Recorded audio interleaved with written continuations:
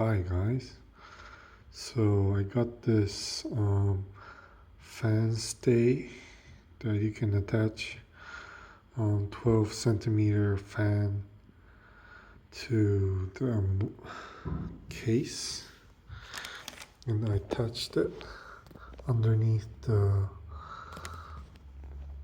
GPU, which is GTX 1070 Ti. I'll power it on for now. That's the blue one.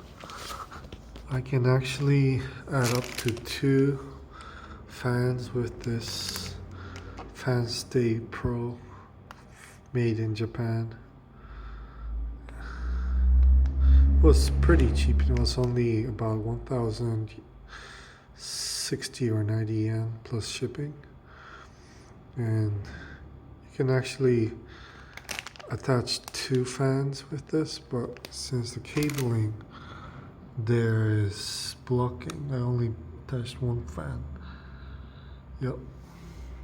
And that's how the system is. It's up and running. I sometimes run folding at home, so I thought it will cool the GPU more. Yep. See you till next time.